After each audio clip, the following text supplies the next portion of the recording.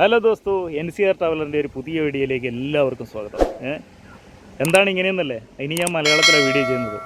നിങ്ങളൊക്കെയല്ലേ പറഞ്ഞതൊന്നും പറയണമെന്നും മനസ്സിലാവുന്നില്ല മലയാളത്തിൽ വീഡിയോ ചെയ്യാനായിട്ട്. അപ്പോൾ ഞങ്ങളൊക്കെ പറയുന്നത് കേട്ടിട്ട് ഞാൻ മലയാളത്തിൽ വീഡിയോ ചെയ്യാൻ തീരുമാനിച്ചു. ഇതിനു മുമ്പ് ഞാൻ ഹിന്ദിയിലായിരുന്നു വീഡിയോ ചെയ്തുകൊണ്ടിരുന്നത്. എന്നെ പരിചയമുള്ളവർക്കൊക്കെ അറിയാം. അവരോടും കുറച്ച് കാര്യങ്ങൾ പറയാനുണ്ട്, എന്നിട്ട് നമുക്ക് തിരിച്ചു വരാം. ദോസ്തോ, एक नई वीडियो में सभी का स्वागत है। आप लोग सोच रहे होंगे कि मैं कौन सी लैंग्वेज में बात कर रहा हूँ। हाँ, मैं अपनी मदर लैंग्वेज में बात कर रहा हूँ, मलयालम में। पहले मैं हिंदी में वीडियो बनाता था, आप लोग देखते होंगे, काफ़ी लोग मेरी वीडियो देख चुका है। लेकिन आजकल जो है आप लोगों की सपोर्ट बहुत ही कम बहुत कम हुआ है। जो 15,000 व्यूअर्स तक आया था मेरा वीडियो, उसके बाद जो है इतनी अच्छी वीडियो, लंबे ट्रिप किए, इतना पैसा खर्च करके मेरी वीडियो बनाने के बाद भी आप लोग देखना बंद कर दिया, सपोर्ट देना बंद कर दिया। तो काफ़ी वीडियो उसके बाद भी मैंने बनाया, लेकिन कोई रिस्पॉन्स नहीं मिला। कुछ जो अपने भाई लोग हैं आज भी मुझे सपोर्ट दे रहे। भाइयों, आप लोगों के लिए धन्यवाद कहना चाहता हूँ और माफ़ी भी चाहता हूँ, क्योंकि मेरी मजबूरी है। आप लोगों के सपोर्ट की वजह से मैं इतनी वीडियो बनाया था। अगर आप लोग पहले मुझे सपोर्ट नहीं दिया होता तो मैं यहाँ तक आता नहीं है, इतनी वीडियो बनाता नहीं है। तो और भी आगे को मुझे सपोर्ट चाहिए। तो अभी आप लोगों के सपोर्ट ही बहुत ही कम हुआ है। कुछ लिमिटेड लोग हैं, कुछ गिनती चुनती लोग हैं जो मुझे आज भी सपोर्ट दे रहे हैं, मेरे भाई लोग। उन लोगों के लिए फिर से मैं थैंक यू बोल रहा हूँ। സോ बीच में मैं हिंदी बोल दूँगा. तो അപ്പം അവരോട് കുറച്ച് കാര്യങ്ങൾ പറഞ്ഞിട്ട് തിരിച്ചു വരാമെന്ന് ഞാൻ പറഞ്ഞില്ലായിരുന്നോ. കുറച്ച് പേര് എനിക്ക് സപ്പോർട്ട് ചെയ്യുന്നുണ്ട്. അപ്പം അവരെ നമുക്ക് പണക്കാൻ പാടില്ല. കാരണം വെച്ചാൽ അവരുടെയൊക്കെ സപ്പോർട്ട് കൊണ്ടാണ് എൻ്റെ ചാനൽ മോണിറ്റൈസ് ആയത്, ഞാൻ ഇവിടം വരെ എത്തിയത്. ഇത്രയും ഇഷ്ടംപോലെ വീഡിയോ ഞാൻ ചാനലിൽ ഇട്ടിട്ടുണ്ട്, നിങ്ങൾക്ക് ചാനലിൽ കയറി നോക്കാം. അപ്പം അവരെ പണക്കാനും പറ്റത്തില്ല. അവരോട് ഞാൻ താങ്ക്സ് പറയുമായിരുന്നു, പിന്നെ സോറിയും പറയുമായിരുന്നു. ഇനി ഹിന്ദിയിൽ വ്ലോഗ് ഉണ്ടാവില്ല എന്ന് ഞാൻ പറഞ്ഞു അവരോട്. അപ്പം നമ്മുടെ സബ്ജക്റ്റ് ഇതാണ്. അതിനു മുമ്പ് എന്നെ പരിചയമില്ലാത്തവർക്ക് ഞാൻ പരിചയപ്പെടുത്തരാം. എൻ്റെ പേര് ജസ്റ്റിസ് എന്നാണ്, ജസ്റ്റിസ് മാത്യു. ഞാൻ കണ്ണൂർ ജില്ലയിലെ ചുങ്കക്കുന്ന് എന്ന് പറയുന്ന ഒരു സ്ഥലത്താണ് ഇപ്പോൾ താമസിക്കുന്നത്. ഇതിനു മുമ്പ് ഞാൻ ഡൽഹിയിലായിരുന്നു. ഒരു 17-18 വയസ്സ് കഴിഞ്ഞതിന് ശേഷം ഞാൻ ഡൽഹിക്ക് പോയി. വർഷങ്ങളോളം ഞാൻ ഡൽഹിയിലായിരുന്നു. അപ്പോൾ ഡൽഹിയിലാണ് മോട്ടോ വ്ളോഗിങ് ഞാൻ സ്റ്റാർട്ട് ചെയ്തത്. അവിടെ നിന്നാണ് എൻ്റെ ചാനൽ മോണിറ്റൈസ് ഒക്കെ ആയത്. അപ്പം ഹിന്ദിയിൽ അതുകൊണ്ടാണ് വ്ളോഗ് ചെയ്ത് തുടങ്ങിയത്. ഇപ്പം നാട്ടിൽ വന്നപ്പം കുറേ പേര് എന്നോട് പറയുന്നുണ്ട്, നീ എന്താ പറയുന്നതെന്ന് നമുക്ക് മനസ്സിലാവുന്നില്ല മലയാളത്തിൽ വ്ളോഗ് ചെയ്യാനായിട്ട്.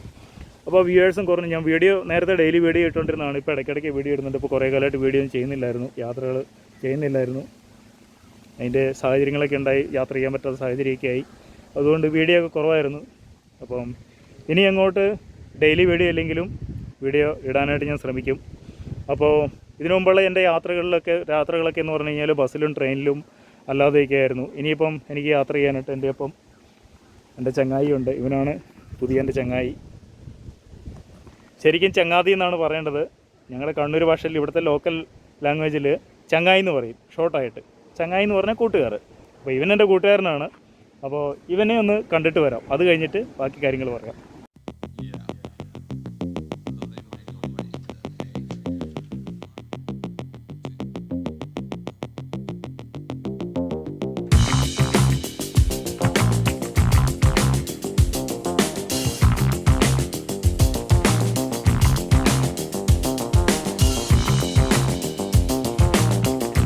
എങ്ങനെയുണ്ട്?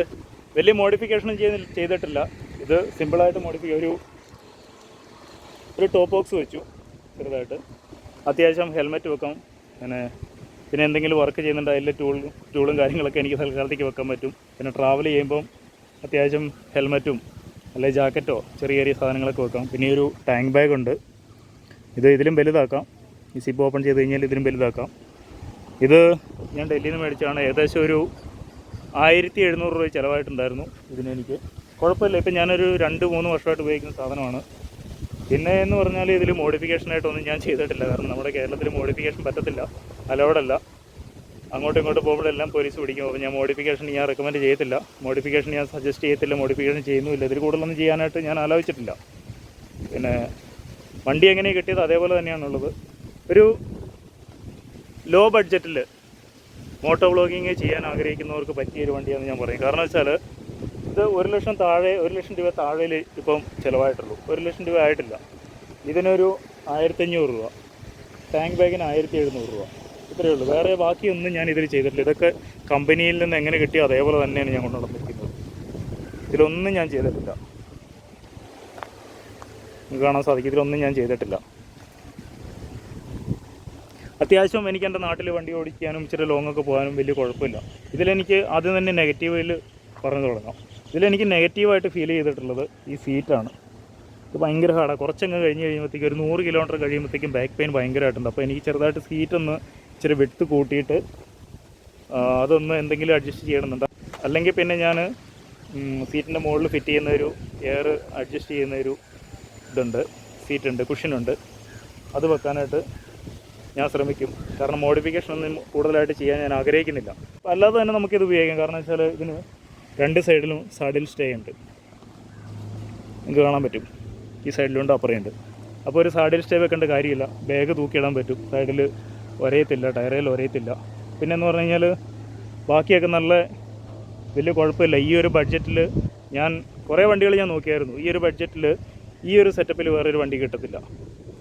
ആദ്യം എനിക്കിത് ഇഷ്ടപ്പെടത്തില്ലായിരുന്നു, ഇതിൻ്റെ ഹെഡ്ലൈറ്റും ഇതൊന്നും. പക്ഷേ ഇത് കുറച്ച് കഴിഞ്ഞപ്പോഴത്തേക്ക് അത് അഡ്ജസ്റ്റായി. അപ്പോൾ അത്യാവശ്യം പവറുണ്ട്. ഇത് എൻ്റെ നാട് നിങ്ങൾക്ക് കാണാൻ പറ്റും. ഇതുണ്ടോ, ഇതേപോലെയുള്ള കുന്നും മലയും ഒക്കെയാണ്.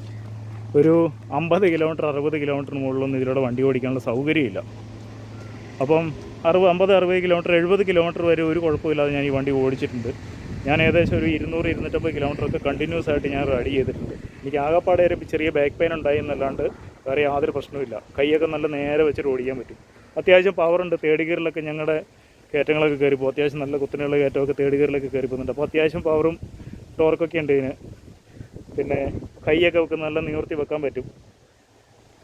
ഇതിൽ ഏറ്റവും എനിക്ക് പോസിറ്റീവായിട്ട് തോന്നിയിട്ടുള്ള കാര്യം എന്ന് വെച്ചാൽ ഇതിൻ്റെ വെച്ചിരിക്കുന്ന മെറ്റീരിയലൊക്കെ ഇതുണ്ടോ, ഇതൊക്കെ നല്ല സ്ട്രോങ് ആണ്. മറ്റുള്ള വണ്ടികളെ അപേക്ഷിച്ച് നല്ല സ്ട്രോങ് ആണ്. പിന്നെ ഇതിന് ബാക്കിൽ അത്യാവശ്യം ലഗേജ് വെക്കാനുള്ള സൗകര്യങ്ങളുണ്ട്. ഇതിൽ പ്രത്യേകിച്ച് മോഡിഫിക്കേഷൻ്റെ ഒന്നും ആവശ്യമില്ല. അതാണ് ഇതിന്. മറ്റുള്ള വണ്ടികളൊക്കെ മേടിച്ച് കഴിഞ്ഞാൽ നമുക്കൊരു ബാഗ് വെക്കണം. സാഡിൽ ബാഗ് തൂക്കിയിടണമെങ്കിൽ സെപ്പറേറ്റ് നമ്മൾ 10,000-3,500-4,000 മുടക്കി ഇതേപോലെ സാഡിൽ സ്റ്റേ ഫിറ്റ് ചെയ്യണം. അപ്പോൾ ഇതിന് അതിൻ്റെ ഒന്നും ആവശ്യമില്ല. അതുകൊണ്ടാണ് ഞാൻ ഈ വണ്ടി തിരഞ്ഞെടുക്കാനുള്ളത്. കാരണം പിന്നെ നല്ല മൈലേജ് ഉണ്ട്. എനിക്കിപ്പോൾ ഏകദേശം 60 കിലോമീറ്ററോളം മൈലേജ് ഉണ്ട്. മൈലേജിനെ സംബന്ധിച്ചുള്ള വീഡിയോ ഞാൻ അടുത്തത് ചെയ്യുക ഉടനെ തന്നെ. ഫസ്റ്റ് സർവീസ് കഴിഞ്ഞ് ഏകദേശം ഒരു 935 കിലോമീറ്ററായി. 1000 കിലോമീറ്റർ ആകാറായി. അപ്പം എനിക്ക് വേറെ ഒരു നെഗറ്റീവായിട്ട് ഈ ഒരു ബഡ്ജറ്റിൽ ഈ ഒരു പ്രൈസിൽ ഇതിന് വേറെ ഒരു നെഗറ്റീവായിട്ട് എനിക്ക് പറയാനായിട്ടൊന്നുമില്ല. പിന്നെയെന്ന് പറഞ്ഞു കഴിഞ്ഞാൽ ഒരു ഡിസ്ക് ബ്രേക്ക് ഉണ്ടായിരുന്നെങ്കിൽ എന്ന് തോന്നിയിട്ടുണ്ട് പല സമയങ്ങളിലും. കാരണം നമ്മുടെ നാട്ടിൽ അറിയാമല്ലോ ഓരോരുത്തരുടെ ഡ്രൈവിങ്ങൊക്കെ. നമ്മൾ ചില സിറ്റിയിലൂടെയൊക്കെ ഡ്രൈവ് ചെയ്ത് പോകുന്ന സമയത്ത് സഡൻ ബ്രേക്ക് ഇട്ട് കഴിയുമ്പോൾ ആ ഒരു കംഫർട്ടബിൾ കിട്ടുന്നില്ല. അതിന് വലിയൊരു ചെറിയ ബുദ്ധിമുട്ടുണ്ട്. പക്ഷേ കുഴപ്പമില്ല. ഞാൻ അധികം സ്പീഡിൽ ഓടിക്കാറില്ല. ടൗണിലൊക്കെ വളരെ സ്ലോയിൽ ഓടിക്കാറുള്ളൂ. മാക്സിമം റൂൾസ് ഫോളോ ചെയ്ത് വാഹനം ഓടിക്കുന്നൊരു വ്യക്തിയാണ് ഞാൻ. എല്ലാവരോടും പറയുന്നത് എപ്പോഴും നമ്മൾ ട്രാഫിക് റൂൾസ് ഫോളോ ചെയ്യുക. പിന്നെ നോക്കിയും കണ്ട് ശ്രദ്ധിച്ച് വണ്ടി ഓടിക്കുക. നമ്മളൊരു വണ്ടി എടുത്ത് പുറത്തേക്ക് ഇറങ്ങുമ്പം ഒത്തിരി കാര്യങ്ങൾ ശ്രദ്ധിക്കേണ്ടതായിട്ടുണ്ട്. ആരും മോശമായിട്ട് വണ്ടി ഓടിക്കുന്നു എന്നല്ല ഞാൻ പറയുന്നത്. ഒത്തിരി പേര് നല്ല വൃത്തിയായിട്ട് ഓടിക്കുന്നവരുണ്ട്, നോക്കിയും കണ്ടും വണ്ടി ഓടിക്കുന്നവരുണ്ട്. പക്ഷേ ചുരുക്കം ചില ആളുകൾ ഇതിനെയൊക്കെ പറയിക്കാനായിട്ട് വളരെ മോശമായിട്ട് വളരെ റഫായിട്ട് വണ്ടി ഓടിക്കുന്നവരുണ്ട്.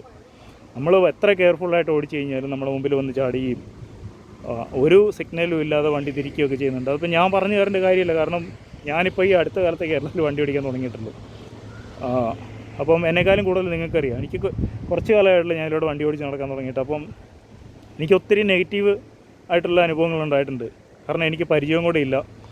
ഞാൻ വൺ വേയിലൂടെ മാത്രം വണ്ടി ഓടിച്ച് ഇതിലൂടെ ഓടിക്കും, ഇതിൽ വേണേലും വണ്ടി ഓടിച്ച് പോകും. കാരണം ഓൾമോസ്റ്റ് ഓൾ ഇന്ത്യ കംപ്ലീറ്റ് ഞാൻ ഡ്രൈവിങ് ചെയ്തിട്ടുണ്ട്, യാത്രയൊക്കെ ചെയ്തിട്ടുണ്ട്. അപ്പം ഓടിക്കാൻ അറിയത്തില്ലെന്നല്ല, എന്നാൽ അത്ര നിങ്ങളെപ്പോലെ അത്ര എക്സ്പീരിയൻസും ഇല്ല. ഓടിക്കും, അത്യാവശ്യം എല്ലാ ഓഫ് റോഡിങ്ങും കാര്യങ്ങളെല്ലാം ഞാൻ ചെയ്യുന്നതാണ്.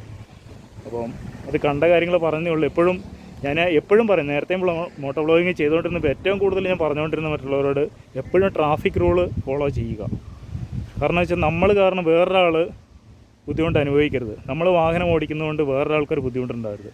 അപ്പം ഇതൊക്കെയാണ് ഇന്നത്തെ വീഡിയോ. എന്നെ പരിചയപ്പെടുത്താനും പിന്നെ വണ്ടീനെക്കുറിച്ച് ഞാൻ വലിയ വാഹനങ്ങളെക്കുറിച്ച് അറിയുന്ന ഒരാളൊന്നുമല്ല. ഇതിനെക്കുറിച്ച് പ്രത്യേകിച്ച് പറയേണ്ട കാര്യമൊന്നുമില്ല. ബാക്കിയുള്ള കാര്യങ്ങൾ നിങ്ങൾ കമൻറ്റിലൂടെ ചോദിക്കുക, ഞാൻ അതിനനുസരിച്ച് വീഡിയോ ചെയ്യുന്നതായിരിക്കും. ഇതിൻ്റെ അടുത്ത മൈലേജ് ടെസ്റ്റ് ചെയ്ത് നോക്കണം, എത്ര മൈലേജൊക്കെ കിട്ടും നോക്കണം. കാരണം വെച്ചാൽ ഇനിയുള്ള യാത്രകളിൽ എൻ്റെ കൂടെ ഇതായിരിക്കും. അപ്പം ലോ ബഡ്ജറ്റിൽ നിങ്ങൾക്കൊരു റൈഡറാകണം, മോട്ടോ വ്ളോഗിങ് തുടങ്ങണം, യാത്രകൾ ചെയ്യണമെന്നുണ്ടെങ്കിൽ ഞാൻ എപ്പോഴും സജസ്റ്റ് ചെയ്യുക ഈ ഒരു വണ്ടിയാണ്. കാരണം മറ്റുള്ള വണ്ടികളൊക്കെ ഏകദേശം 1 ലക്ഷത്തിന് മുകളിൽ പോകും. ഇത്രയൊരു പവറൊക്കെ കിട്ടണമെന്നുണ്ടെങ്കിൽ. അപ്പം ഇത് ഓൺ റോഡ് 94,000 രൂപയുള്ളൂ ഇപ്പം. ഇതോടെ ഇപ്പം ഇനിയിപ്പോൾ പ്രൈസ് കൂടും, അപ്പോൾ പിന്നെ പറയാൻ പറ്റത്തില്ല. എന്തായാലും ഈ ഒരു ബഡ്ജറ്റിൽ എനിക്ക് ഒതുങ്ങുന്നുള്ളൂ. ഒരു ലോ ബഡ്ജറ്റിൽ എനിക്ക് ഇഷ്ടപ്പെട്ടതും എൻ്റെ ആവശ്യങ്ങൾക്കുള്ളൊരു വണ്ടിയാണിത്. അപ്പോൾ ഇന്നത്തെ വീഡിയോ ഞാനിവിടെ അവസാനിപ്പിക്കുകയാണ്. കൂടുതൽ വിശേഷങ്ങളുമായി ഇനിയുള്ള വീഡിയോയിലൂടെ നമുക്ക് കാണാം. അപ്പോൾ അതിനു മുമ്പ് വീഡിയോ ഇഷ്ടപ്പെട്ട് കഴിഞ്ഞാൽ ഒന്ന് ലൈക്ക് ചെയ്ത് ചാനലൊന്ന് സബ്സ്ക്രൈബ് ചെയ്യാൻ മറക്കാതിരിക്കുക. കൂടെ എനിക്ക് നിങ്ങളുടെ എല്ലാവരുടെയും സപ്പോർട്ട് തരിക. നിങ്ങളുടെ അഭിപ്രായങ്ങൾ കമൻറ്റിലൂടെ അറിയിക്കുക. അപ്പോൾ അടുത്തൊരു പുതിയ വീഡിയോയുമായി വരും വരെ